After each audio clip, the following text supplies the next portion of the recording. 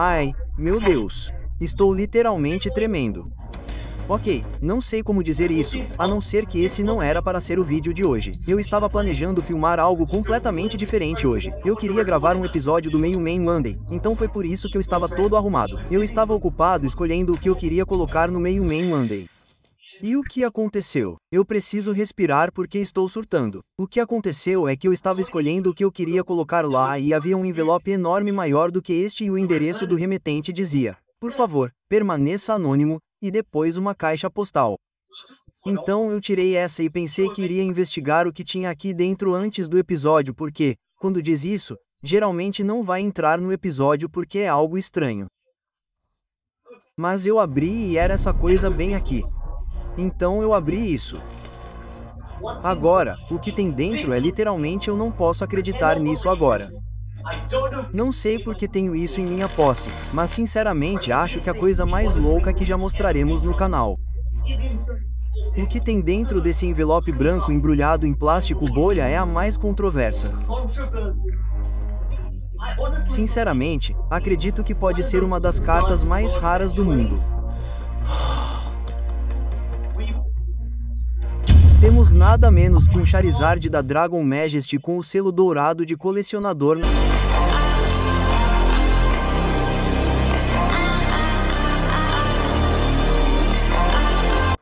Honestamente, pessoal, essa é uma reação muito crua porque nunca vi isso pessoalmente antes. E se você realmente gosta do Pokémon TCG e de todos os tipos de cartas de Pokémon e ama coisas raras, você saberia sobre essa carta porque ela esteve envolvida em muitas, quero dizer, muitas matérias de notícias, tipo, 2 semanas atrás. Mas o fato de que agora está em minha posse e eu literalmente tenho uma, estou tremendo. Não sei como colocar isso em palavras. Estou em choque. Então, acho que muitos de vocês provavelmente estão se perguntando: Ando, por que você está fazendo um vídeo inteiro sobre um card que lhe foi enviado? Isso não é grande coisa. Pelo contrário, é a coisa mais louca de todos os tempos. Então, pensei que hoje faríamos um episódio maluco sobre 2 das cartas mais raras da minha coleção inteira, que tem literalmente as histórias mais insanas por trás delas e como eu as consegui. Mas faríamos um vídeo sobre essas 2 cartas aqui. Ambas valem bem mais de $1000 australianos cada. Mas vamos começar com o Charizard porque ainda estou chocado com a forma como consegui colocá-lo na minha coleção. E o fato de poder mostrar a vocês e fazer um vídeo sobre ele é simplesmente insano. Tipo, acho que não sei pelo que pesquisei, é cerca de 1 em 400. Dizem que existem apenas cerca de 400 dessas. É isso, este show de selos dourados aqui foi entregue no campeonato regional Pokémon Hartford nos Estados Unidos. Eles fizeram um evento muito legal e parece incrível. Tipo, se eu soubesse, eu provavelmente teria ido. Mas eles fizeram isso para combinar com o que eu acho que era o campeonato oficial de Pokémon que acontece em Hartford. Mas eles fizeram um tipo de evento paralelo onde eles estão fazendo coisas de colecionador e estão vendendo cards antigos de Pokémon, boosters. Parecia muito legal e, tipo, você podia ir junto, podia dar uma olhada no museu lá, podia comprar, sei lá, tudo relacionado a Pokémon. Parecia muito divertido, mas você tinha que comprar um ingresso, certo? E se você comprasse um ingresso VIP para este evento, era, eu tenho o preço aqui, US $86,50 pelo ingresso VIP. Se você fosse lá, comprasse e aparecesse no evento, você poderia anotar seu endereço e resgatar seu Charizard aqui. E só Então, a única maneira de conseguir isso era comprando um ingresso VIP para o campeonato regional de Hartford, tipo um show paralelo, anotar seu endereço no evento, e então eles te enviariam este card depois. Então, já é algo realmente muito exclusivo de se obter, porque você não só tinha que comprar um ingresso VIP, como também tinha que aparecer no evento. Você tinha que anotar seu endereço e ele seria enviado para você.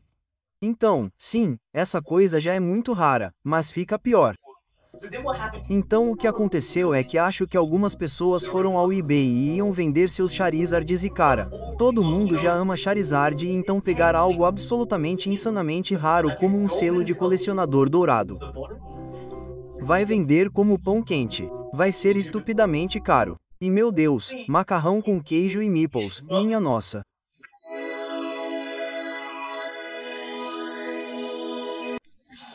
Você está brincando comigo por isso? E acabei de receber isso de um cara anônimo. É isso que estou tentando descobrir. Por que você quer contar? De qualquer forma, isso não vem ao caso. Ele obviamente queria permanecer anônimo por um motivo. Então, vamos respeitar isso. Mas estamos olhando para apenas uma carta insanamente rara, certo? Então, o que aconteceu foi que surgiu uma grande controvérsia sobre essa carta porque ela estava sendo vendida por milhares de dólares e as pessoas ficaram tipo, espera aí, esse evento foi aprovado pela Pokémon ou algo assim? Aspas. E então as pessoas começaram a dizer, não sei se essa carta é legítima. É real? Aspas. E, acho que a pessoa que fez as cartas ou organizou o evento ou algo assim. O argumento dele era que ela foi carimbada pela mesma empresa que carimba todas as cartas Pokémon, certo? E a única maneira de ter acesso à empresa de carimbo para carimbar as cartas Pokémon é, tipo, obviamente, estar em contato com a Pokémon ou alguém lá. E foi um argumento muito sólido. Mesmo assim, as pessoas continuam tipo, não sei, é real? Aspas. Então, no momento, está tudo no ar. É tão extraoficial. As pessoas não sabem se é real ou não. O PSA não vai avaliar. Eles nem vão tocar no assunto. Eles ficam tipo, não sei se isso é oficial ou não, então não vamos tocar no assunto. Aspas. Então, você não consegue nem pegar essa carta com classificação PSA. Então, você não só precisa encontrar essa carta agora, como também não consegue classificá-la com classificação PSA. Então, você precisa tentar mantê-la nas melhores condições. Então, eu nunca vou tirá-la dessa embalagem aqui. E sim, eu nem sei se devo vendê-la porque, se eu a mantivesse por anos, seria uma das cartas mais raras da minha coleção, porque seu valor aumentaria. Não sei, eu fiquei em choque. Tipo, quando a encontrei, pensei, preciso fazer um vídeo sobre isso, preciso mostrar isso a vocês. E espero que vocês gostem de um episódio de história como esse.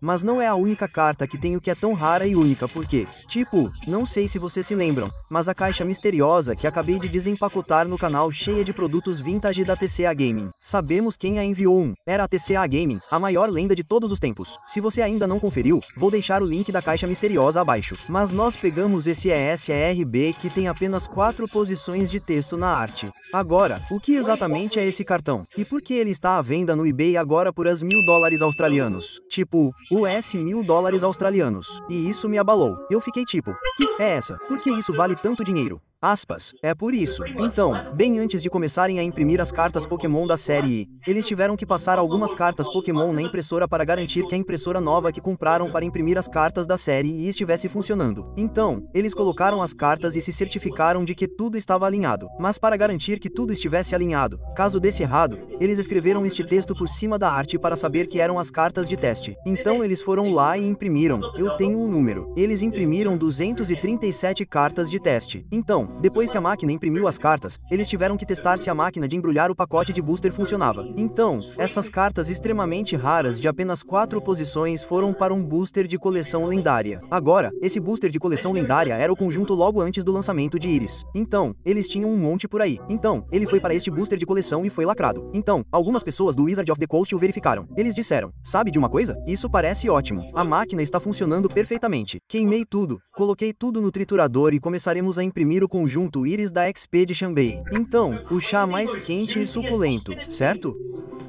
O homem que levou todos esses boosters para a máquina de triturar, ele pegou um punhado, mais ou menos, para ser exato, 237 deles. Ou acho que você poderia dividir isso por booster. Cerca de 20 pacotes de booster, colocou no bolso e triturou o resto. O chefe viu que ele triturou um pouco, então ele disse, ah, que bom, Roger. Mas esse funcionário da Wizard of the Coast salvou um monte de carros do Shredder e depois os vendeu para várias pessoas ao redor do mundo.